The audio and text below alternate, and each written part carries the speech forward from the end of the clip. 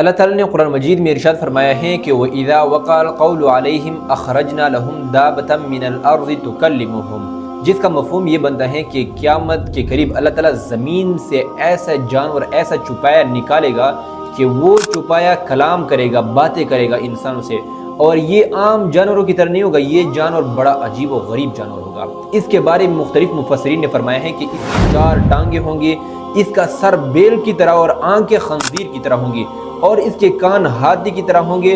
اور اس کے سینگ جو ہیں 12 سینگی کی طرح ہوں گے، اور اس کا سینہ شیر کی طرح ہوگا، رنگ چیتے کی طرح ہوگا، اور اس کی کوکے بلی کی طرح اور دم مینڈے کی طرح ہوگا، یعنی یہ عجیب و غریب قسم کا جانور ہوگا۔ اچھا، یہ تو اس جانور کا شکل اور کیفیت ہو گیا ہے۔ اس جانور کے پاس 2 اختیارات ہوں گے، حضرت موسیٰ علیہ السلام کی لاٹھی ہوگی اور حضرت سلیمان علیہ السلام کی انگوٹھی ہوگی۔ اب جو مومنین ہیں، مسلمان ہیں، حضرت موسیٰ علیہ السلام کی لاٹھی سے یہ اس کی چہرہ سجدے کی جگہ پر نشان لگائے گا، جس سے اس کا چہرہ سفید اور خوبصورت ہو جائے گا نور کی طرح، اور جو کفار ہیں ان کی چہروں پر حضرت سلیمان علیہ السلام کی انگوٹھی رکھے گا، جس سے ان کے چہرے کالے سیاہ ہو جائیں گے۔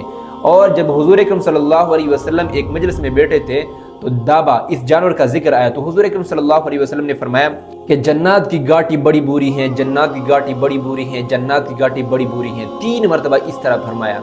تو صحابہ اکرام نے عرض کیا کہ یا رسول اللہ، آپ نے اس طرح کیوں کہہ دیا؟ تو اس پر حضور اکرم صلی اللہ علیہ وسلم نے فرمایا کہ یہ اس جنات کے گھاٹی سے یہ دابا جانور برآمد ہوگا، ادھر سے نکلے گا، اور یہ مشرق میں ایک آواز نکالے گا، یہ مغرب تک اس کا آواز سنائی دے گا، اور اس کے بعد مسلمان اور کفار دونوں کے چہروں پر یہ مہر لگائے گا، مومنین کون ہیں اور کفار کون ہیں۔ حضور اکرم صلی اللہ علیہ وسلم نے فرمایا کہ یہ آخری زمانے میں ایسا وقت آئے گا کہ ایک شخص صبح کو مسلمان ہوگا، رات کو کافر ہوگا، رات کو مسلمان ہوگا، صبح تک کافر ہوگا، یعنی اپنے اقوال افعال پر اس کا قابو نہیں ہوگا، ایسے کام کرے گا کہ جس کی وجہ سے وہ کافر ہو گیا ہوگا۔ آج کل اگر ہم توجہ دے دیں تو بالکل ایسا دور ہے، اور مزید ایسا دور قریب آ رہا ہے، تو اس لیے اپنے آپ کے ساتھ بڑی احتیاط کرنی چاہیے اور کوشش کریں کہ دین کے ماحول میں اپنی زندگی بسر کریں۔